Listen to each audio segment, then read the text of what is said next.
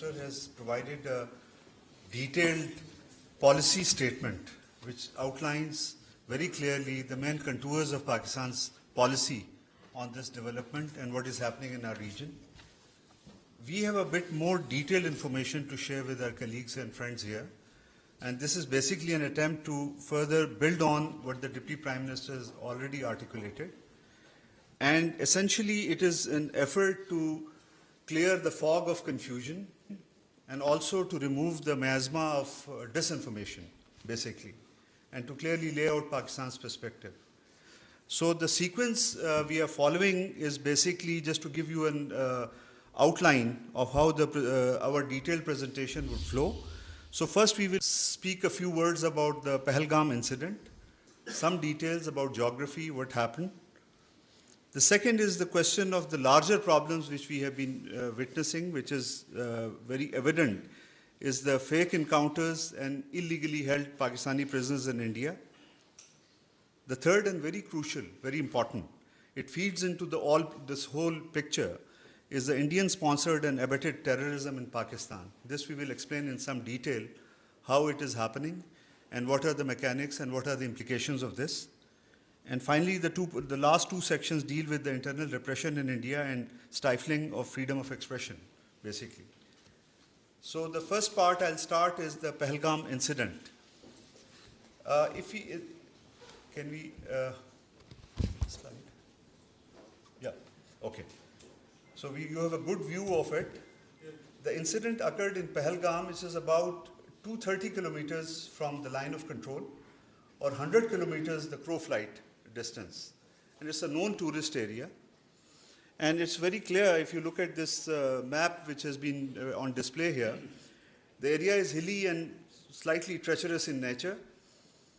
An important detail now, this please keep in mind. The attack took place between 1350 to 1420 hours. This is the time window when this attack is taking place. But the FIR was registered at 1430 hours, within 10 minutes. Unfortunately, there were 26 people died. There was, including one Nepali national, and 16 people were injured. Indian security forces reached the site and launched a search operation, but 8 days have passed. So far, there is no news of any arrest, suspects information being shared about suspects or evidence being shared. But it is also even more interesting is that, first of all, in 10 minutes, FIR was registered, but with equal alacrity, the Indian social media accounts, they all follow a certain pattern. They are affiliated with the Indian External Intelligence Agency. We will give more detail about that. And they, in 10 minutes time, I think the attack lasted till 1420 hours. Within short span of time, immediately Pakistan was started being blamed, although there was no evidence, nothing, no detailed information, but this being was pinned on Pakistan very, very quickly.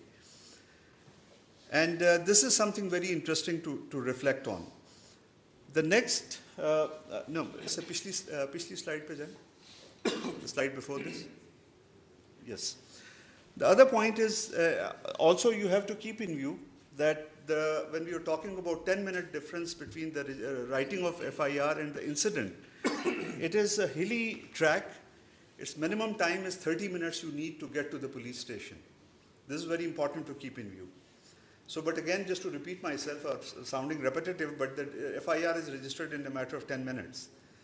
The timing raises serious questions about how information was processed so quickly. And writing of FIR is that it needs certain deliberation. Maybe someone called, but the point is you need to gather, this is the first information report, you have to have some contours of what happened actually before you get into the writing of the FIR. And that too in such difficult terrain, how all of this was done, basically. From this onward, now come to the next slide. I will now request the Director General ISPR, Lieutenant General Sharif, to take over this, the other part of the presentation. He'll share more details on this. Thank you, sir. Thank you very much. As the spokesperson has